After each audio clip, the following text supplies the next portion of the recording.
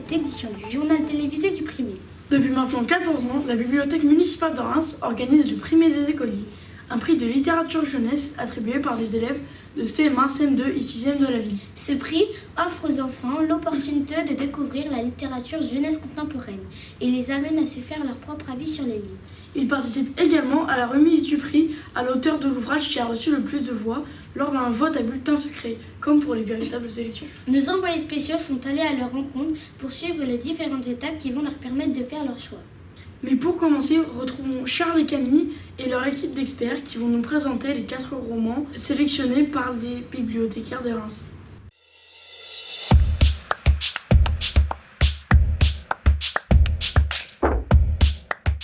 Bienvenue dans notre émission de la librairie du primaire. Cette année, les bibliothécaires rémois nous proposent une magnifique sélection de 4 romans issus de la littérature jeunesse. Nous avons la chance d'accueillir 4 expertes qui vont nous parler des auteurs et de leur ouvrage.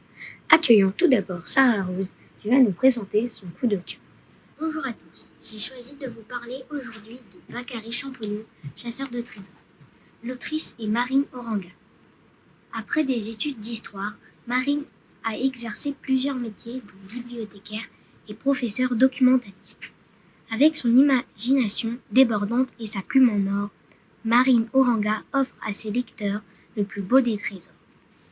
Bakary, son ami Zoé et leur raton laveur de compagnie sont passionnés d'archéologie et rêvent de devenir un jour d'illustres explorateurs.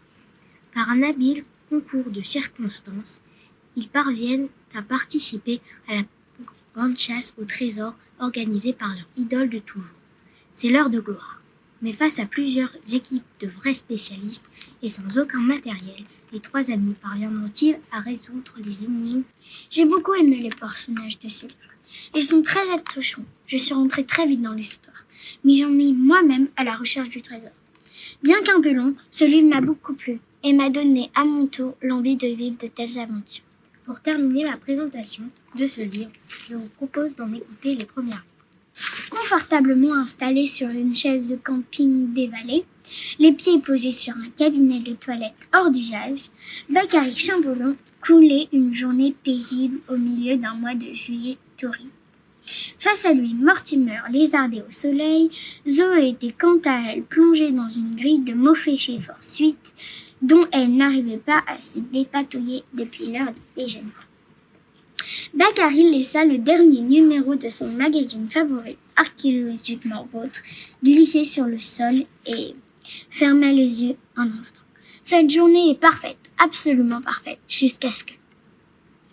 Merci Bérénice pour cette présentation. Écoutons maintenant Margot qui nous propose un tout autre univers, mais je vois que vous n'êtes pas venue seule. Effectivement, Camille, je suis avec Ekta qui ressemble sans doute à cela. J'ai choisi aujourd'hui de vous faire voyager grâce à Extra. Partons à la découverte d'une autre planète grâce à Delphine Pessin. Née dans le Berry, Delphine Pessin aime lire et rêver. Après des études de lettres, elle devient enseignante puis autrice. Elle enseigne le français au collège pour partager son amour des mots et du théâtre. Elle est sensible au problème du harcèlement scolaire et de la dyslexie. Le livre que je vous propose de découvrir aujourd'hui est donc Extra. Elias a été désigné pour héberger un correspondant étranger pendant 1 semaine, sans se douter qu'il ne vient ni d'Allemagne ni d'Angleterre. Itek vit sur Altair, une planète bien différente de la Terre. L'extraterrestre a la peau bleue, il porte des cravates tous les jours et ne mange rien de ce qu'on peut trouver dans les assiettes de la cantine. Même si, au début, Elias est un peu inquiet. Il est aussi impatient et curieux de faire sa connaissance. Mais comment les autres élèves vont-ils accueillir ce drôle de correspondant venu d'ailleurs? Écoutons maintenant une lectrice nous parler de ce livre. J'ai beaucoup aimé ce livre, même si au départ j'ai eu du mal à me plonger dans l'histoire. Puis je me suis vite attachée à ces personnages. J'ai trouvé l'histoire drôle et pleine d'émotions. L'amitié, la joie, mais aussi parfois la tristesse me font vibrer au fil des pages. Maintenant pour vous le tout début de cette fabuleuse histoire. Bla bla bla. Le maître parlait depuis un moment et, comme d'habitude, je n'écoutais le cours que d'une oreille. Déjà que le français ne me passionne pas, mais la conjugaison, c'est le risque d'endormissement maximum. C'est sans doute pour ça que je me suis retrouvée embarquée dans cette histoire, engourdie par une captivante leçon sur le temps composé de l'indicatif. J'ai baissé ma garde et me suis fait piéger. Il n'y a pas d'autre explication. Pourtant, j'aurais dû comprendre en voyant l'enthousiasme de M. Mattei. Il faut savoir que le visage de M. Matteo, comme on le surnomme, reflète son humeur. Et là, il indiquait journée ensoleillée.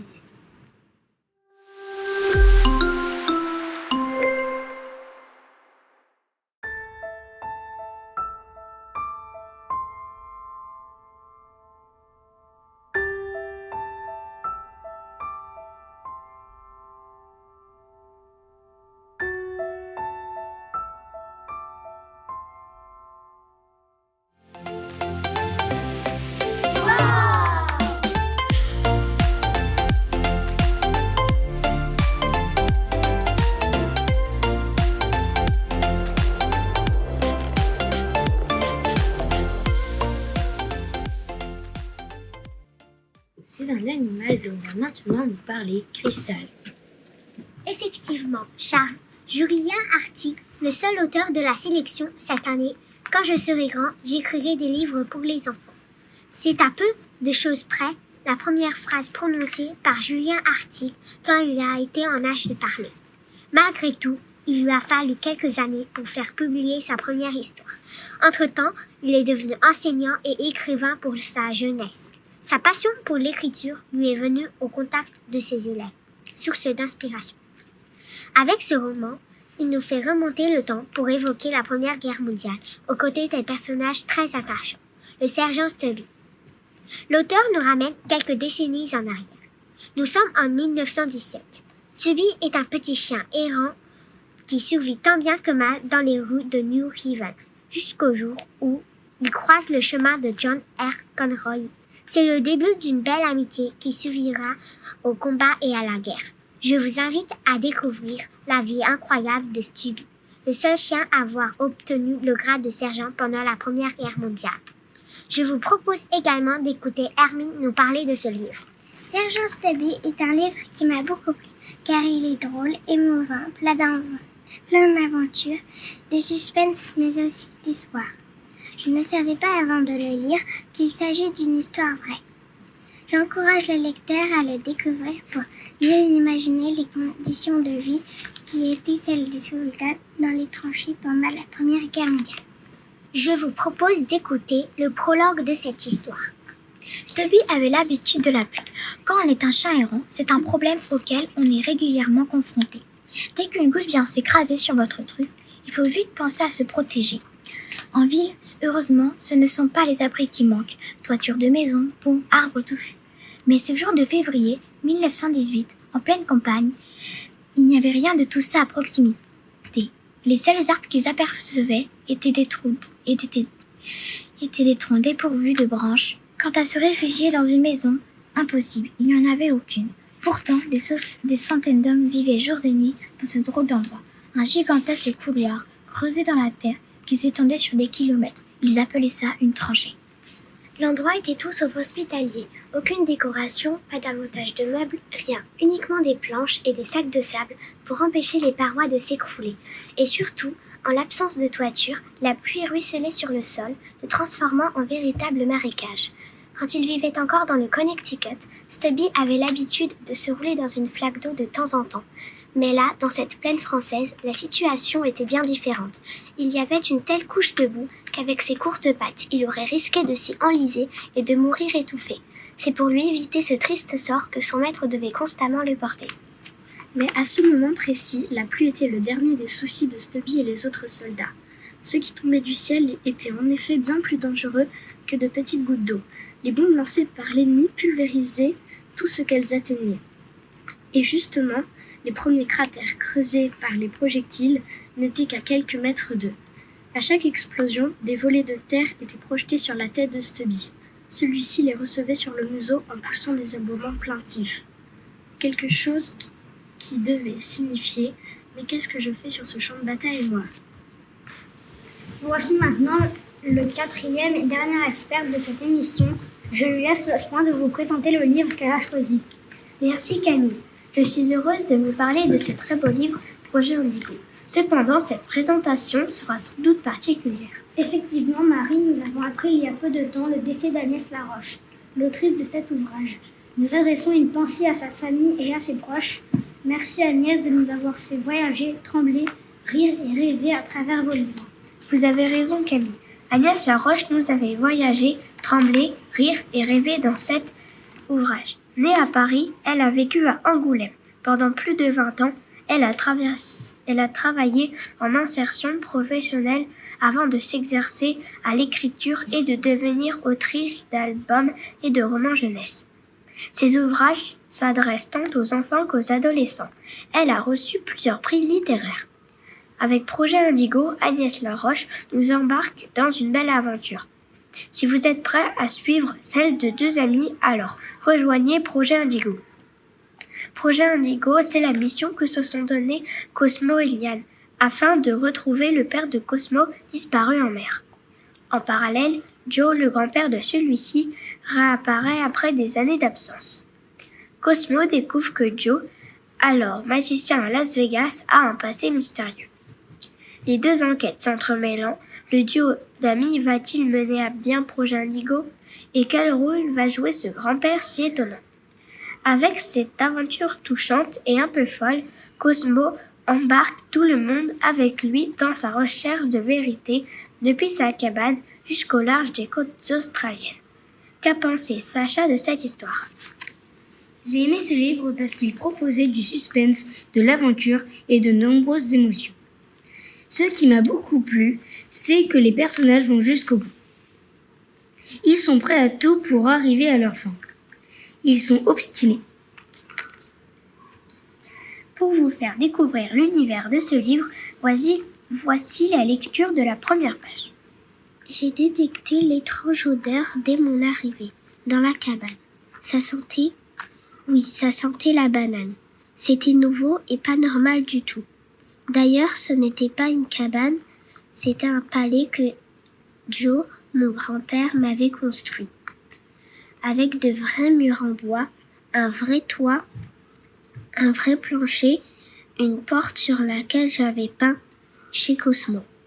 En gros, en rouge, et même une fenêtre. Le tout à 3 mètres du sol, au cœur de l'énorme tilleul qui trônait au fond du jardin, avec de solides marches fixées au tronc et une grosse corde à laquelle on pouvait se retenir pour être sûr de ne pas tomber.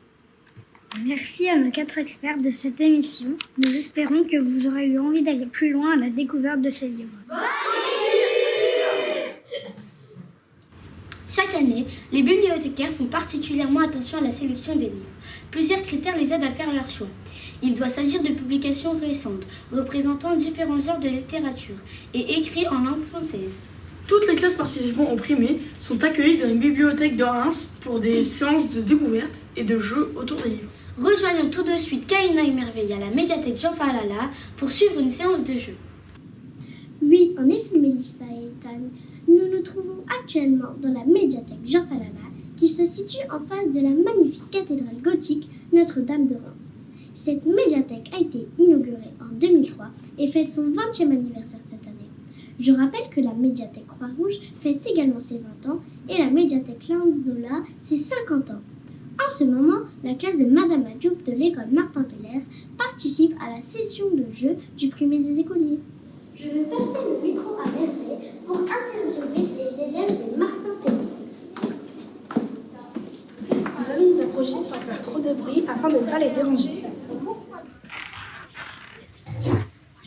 Quel type de jeu les bibliothécaires ont convoqué cette année? Des QCM, Des phrases mystères. Des mots codés.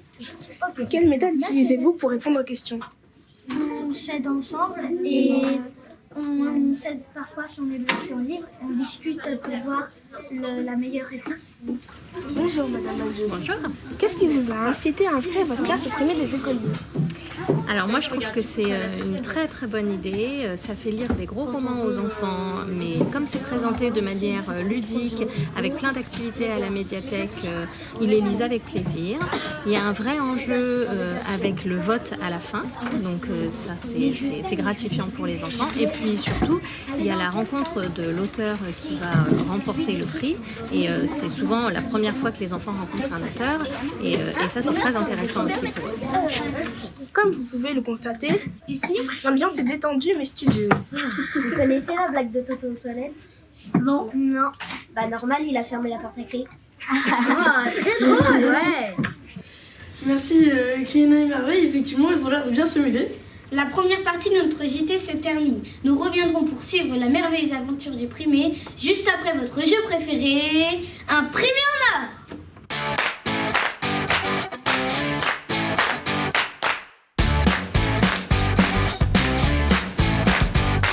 Bonjour chers téléspectateurs, on se retrouve aujourd'hui devant l'école Anxi pour l'enregistrement du jeu célèbre Imprimé en or. Vous imaginez l'agitation qui règne dans la salle de Madame de la Mode. Je vous propose de me suivre pour aller voir si les candidats sont prêts à s'affronter.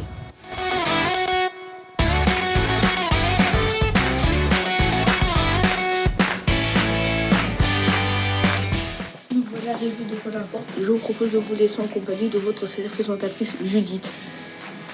Bonjour à tous et bienvenue dans votre émission Imprimé en or. Aujourd'hui, nous sommes ravis d'accueillir 4 joueurs exceptionnels de l'école Anquetil. Je vais les laisser se présenter.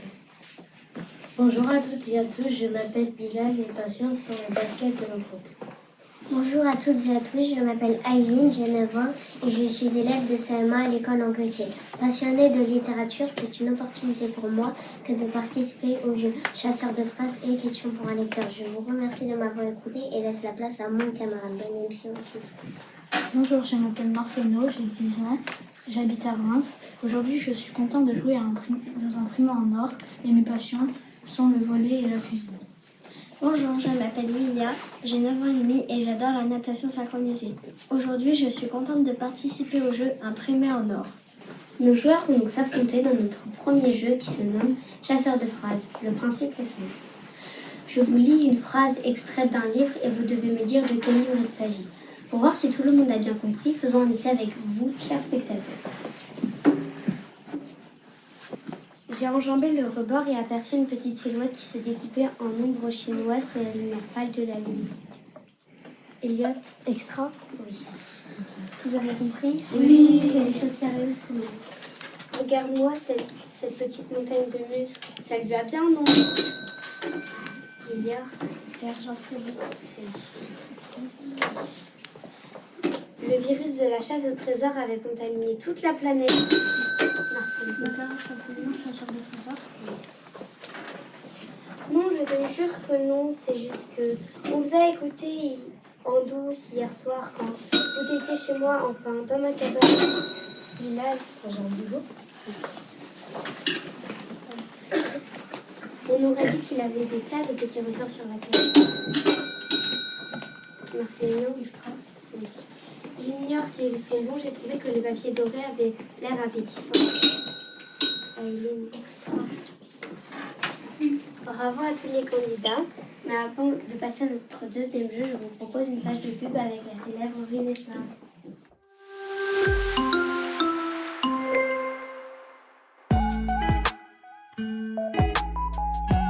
Hey tout le monde, aujourd'hui on se retrouve pour parler du primé des écoliers. Je sais pas si vous le connaissez, mais en tout cas la première chose que je peux vous conseiller, c'est tout simplement de les lire. Ceux qui aiment lire, pour ceux qui détestent lire. Bref, vous m'avez compris, ils sont pour tout type de lecteurs. Quand j'en ai lu un, j'ai tout de suite voulu tous les lire, mais je me suis dit Renessa, redescends de ta petite planète. Je sais pas où toutes les personnes qui ont créé leur livre ont pu trouver toute cette imagination. Bref, je crois que j'ai trop parlé. En tout cas, moi ça m'a fait trop plaisir de vous en parler. Sur ce, je vous dis bye et je vous laisse avec votre magnifique présentatrice. Merci à Vanessa. Le moment est venu de poursuivre notre émission avec le deuxième jeu, Question pour un lecteur. Comme pour le premier jeu, le principe est simple. Je vous pose une question extraite d'un livre et je vous propose 4 réponses possibles. Vous devez me dire quelle est la bonne réponse. Où se sont connus Joe, Étienne et Angelica? À New York, à Las Vegas, en France, en Australie. À Las Vegas, oui. Qui est Joe Cosmo? Son oncle, son grand-père, son arrière-grand-père, son petit-père. Son grand-père. Quelle est la particularité d'Aïstak? Il a un long nez, il a la peau bleue, ses cheveux lui arrivent aux pieds, il vole dans les airs. Il a la peau bleue. Qui est Mortimer? Le voisin de Bakary, un raton laveur, un robot équipé d'une intelligence artificielle, un chat. Il y a un raton laveur. Quel est le magazine favori de Bakary Champollion? Un magazine automoto, le journal, Okapi, archéologiquement votre. Archéologiquement votre. C'est bientôt la fin de notre émission. J'espère que vous avez tous passé un excellent moment. En tout cas, moi oui. Mais avant de se quitter, je vous propose une dernière page de pub avec la célèbre Ralade.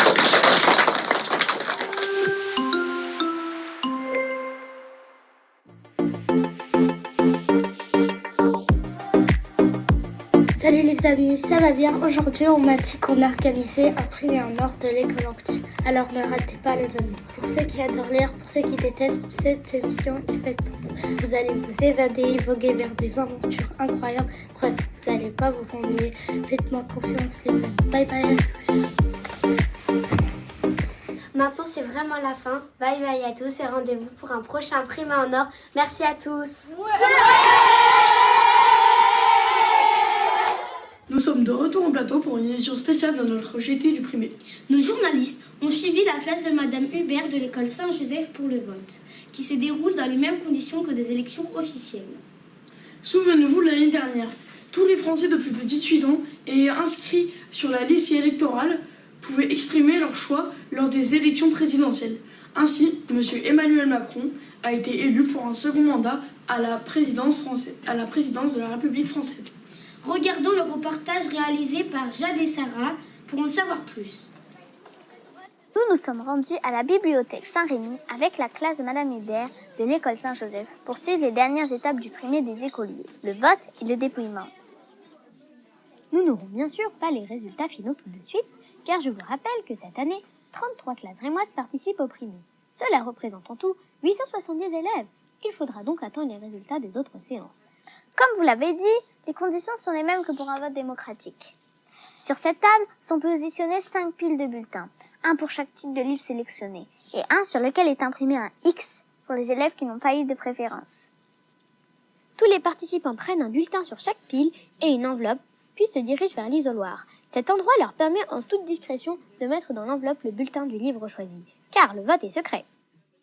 Enfin, l'enveloppe est glissée dans une urne transparente et l'élève signe le registre en face de son nom. Attention, on ne peut voter qu'une seule fois. Voici arrivé le moment du dépouillement. Des élèves volontaires ouvrent toutes les enveloppes et comptent le nombre de bulletins pour chaque livre.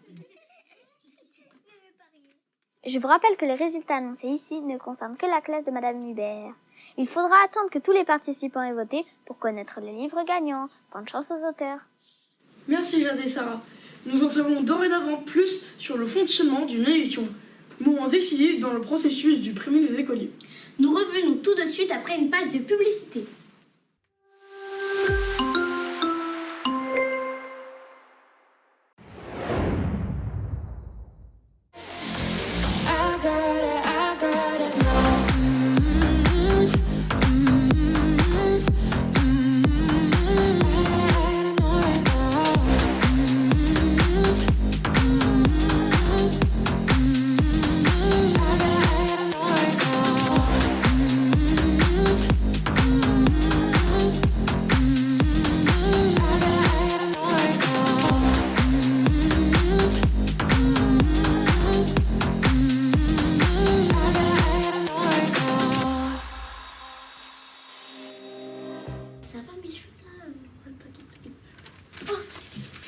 Il est temps de découvrir le livre préféré des élèves de Reims.